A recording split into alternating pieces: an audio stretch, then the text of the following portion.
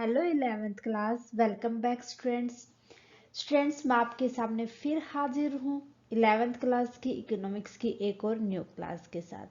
So students, previous class के अंदर हम डिस्कस कर रहे थे इकोनॉमिक्स का चैप्टर नंबर 7 जो कि कोरिलेशन है हमारा। लास्ट क्लास में स्टूडेंट्स हमने डिस्कस किया था सेक्टर डायग्राम एंड उसके ऊपर बेस्ड प्रैक्टिकल क्वेश्चंस को। उम्मीद है स्टूडेंट आपको सेक्टर डायग्राम अच्छे से क्लियर हो गया होगा।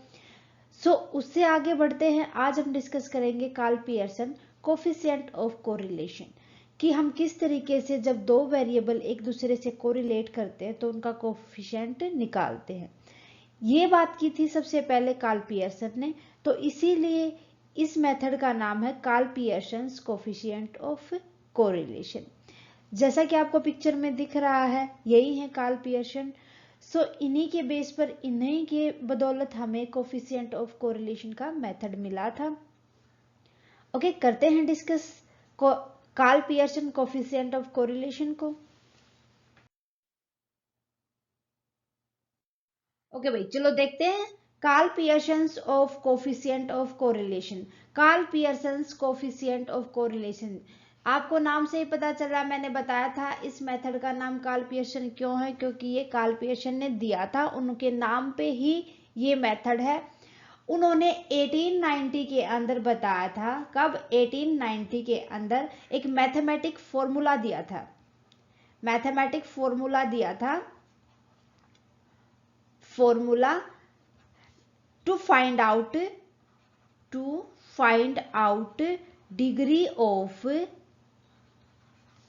रिलेशन बिटवीन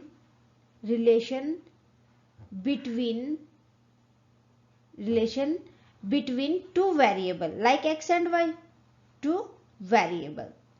ठीक है, अगर हमारे पास दो वेरिएबल है, एक एक्स है एक वाई है, उनके बीच में रिलेशनशिप फाइंड आउट करने के लिए एक मैथमेटिक फॉर्मूला जो कि एग्जैक्टली ये बता दे कि कितना डिग्री है, मींस उनके बीच में रिलेशनशिप कितने डिग्री है। वो कोफिशिएंट ऑफ कोरिलेशन वही होता है। मैथमेटिक फॉर्मूला मींस उसके लिए कोई एक मैथमेटिक फॉर्मूला दे दिया ताकि हम एग्जैक्टली फाइंड आउट कर सके। ओके, कब दिया था ये? 1890 के अंदर। ये था थोड़ा सा बेसिक सा। अब बात करें कार्ल पियर्सन के बारे में। कार्ल पियर्सन थे मैथमेटिशियन एंड बायोस्टैटिस्टियन।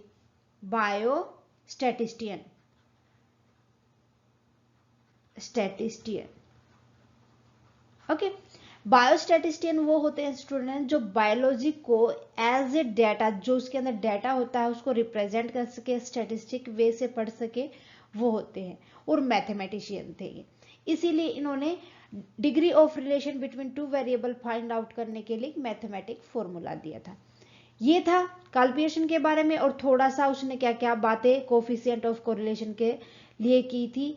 ये क्वेश्चन हमारे ओनली एमसीक्यू बेस ही बन सकते हैं, 3 और 4 क्वेश्चंस, इससे आगे नहीं। या हमारे से डिफाइन करने के लिए बोला जाए Karl Pearson coefficient of correlation को डिफाइन कीजिए। अगर ऐसी बातें अगर हम लिख देंगे स्टूडेंट तो हमारा अच्छा इंपैक्ट पड़ता है एग्जामिनर के सामने।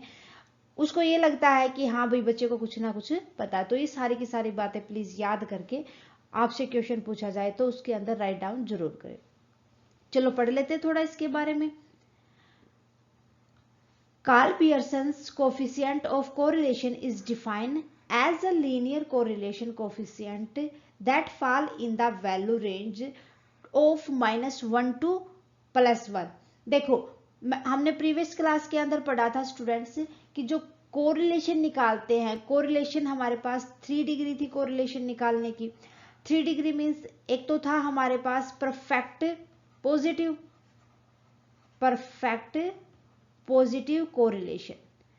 परफेक्ट पॉजिटिव कोरिलेशन के अंदर देखा था हमने, जो एक आपको मैंने चार्ट से समझाया था कि अगर +1 है तो क्या डिनोट करता है? Perfect positive correlation. अगर -1 है तो वो बताएगा परफेक्ट नेगेटिव कोरिलेशन। अगर 0 है उनके बीच में तो 0 दिखाता है कि उनके बीच में कोई भी रिलेशन नहीं है, there is no relation between two variables. Okay, Karl Pearson भी यही कहते हैं कि अगर जब हम कोफिशिएंट ऑफ कोरिलेशन निकालते हैं तो वो हमेशा -1 to +1 ही लाई करेगा, ना कि इससे ज्यादा या कम। Value -1 signifies strong negative correlation, while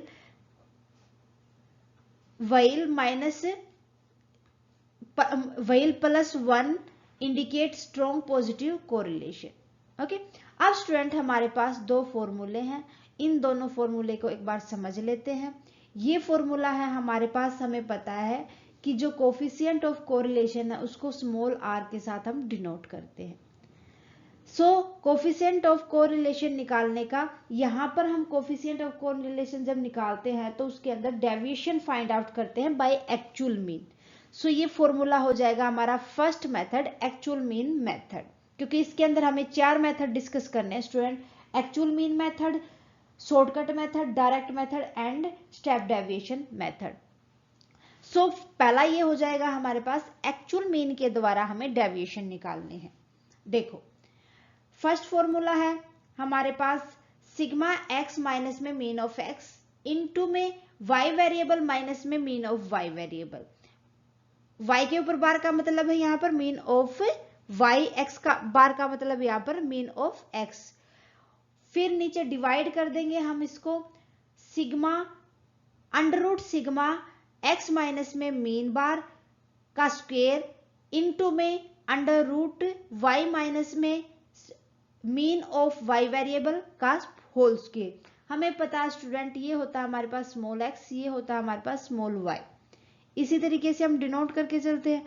सो ऊपर वाले फॉर्मूले को क्यों ना मैं लिख दूं x sigma of x into Y, नीचे वाले को मैं लिख दूंगी sigma of x square into में under of sigma x square into में y स्क्वेयर। लिख सकती हूँ इस फॉर्मूले को। अब देखो स्टूडेंट सेकेंड फॉर्मूला, याद हमें दोनों रखने हैं क्योंकि कोई भी क्वेश्चन किसी भी तरीके से घुमा के फिरा के पूछा जा सकता है। यहां पर अगर मैं बात करूं ऊपर वाले को आप सेम रखो, sigma of x into Y variable divide कर देंगे number of standard deviation of x into में standard deviation of y variable. यहां पर हमें पता है ये साइन स्टैंडर्ड डेविएशन का होता है, ये स्टैंडर्ड डेविएशन ऑफ मीन है, मीन्स x वेरिएबल है, ये standard deviation of y variable है। सो x एक्चुअली जो मीन मेथड हम यूज करके चलते हैं डेविएशन निकालने के लिए इसी तरीके से करते हैं। ये फॉर्मूला है, इसको थोड़ा सा हम मैथमेटिकली अगर ओपन करें तो हमारे पास ये फॉर्मूला ड्राइव हो जाएगा। किस तरीके से देखो, थोड़ा सा हम इरेज कर लेते हैं यहां से। स्टूडेंट्स अगर आपने अभी तक इसका स्क्रीनशॉट नहीं लिया तो प्लीज ले लें ताकि आपको फर्दर कोई भी प्रॉब्लम ना हो इसको समझने में। देखो भी हम समझते हैं एक बार इसको पूरे को, ऊपर वाले को सेम रखो, डिनोमिनेटर को हम ओपन करते हैं। डिनोमिनेटर को ओपन करने के लिए standard deviation of x n को एज इट इज रखूंगी, स्टैंडर्ड डेविएशन ऑफ x को मैं लिख दूंगी। एक्चुअल मीन के अंदर स्टैंडर्ड डेविएशन हम निकालते थे sigma x square divide by में n, ओके, इनटू में under sigma y variable y का स्क्वेयर डिवाइड बाय में n। ये था हमारे पास फॉर्मूला स्टैंडर्ड डेविएशन निकालने का। विन इन एक्चुअल मीन के अंदर डेविएशन इसी तरीके से हम निकालते थे। अब आगे देखो, मैं जो अंडर रूट है नोमिनेटर और डिनोमिनेटर बोथ के साथ है, इसको ओपन कर दूंगी यहां पर, सिग्मा n स्क्वेयर का अंडर रूट डिवाइड बाय में अंडर रूट n इंटू में sigma under root sigma y square, ये x स्क्वेयर हो जाएगा यहां पर, n नहीं x स्क्वेयर होगा, डिवाइड बाय में n square, n under root, n square नहीं n अंडर रूट यहां पर। अब देखो स्टूडेंट्स मैं मल्टीप्लाई करूं अंडर रूट की तो ये हमारे पास आ जाएगा n।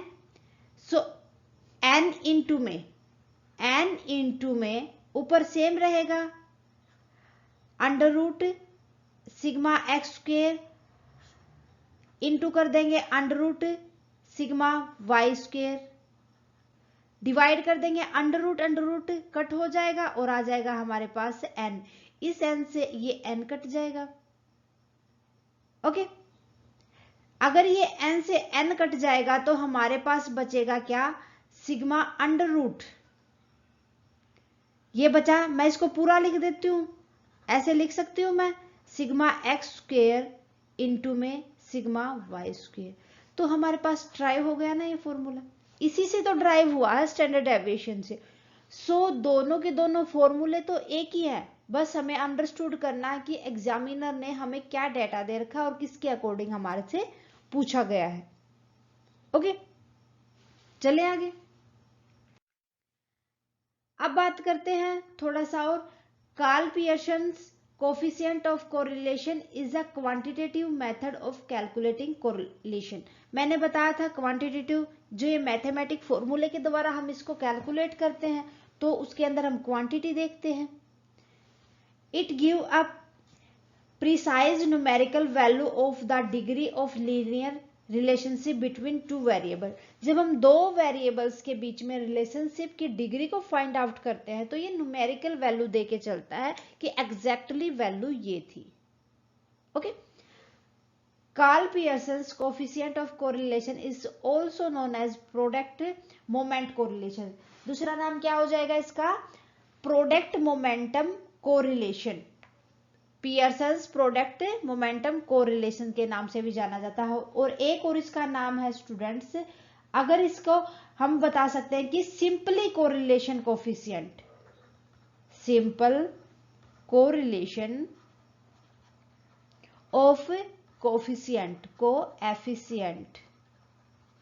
क्लियर है, ये इसके तीन नाम होते हैं। मेन आपको याद रखना पियर्सन्स कोरिलेशन कोफिशिएंट या Pearson's coefficient of correlation. Okay,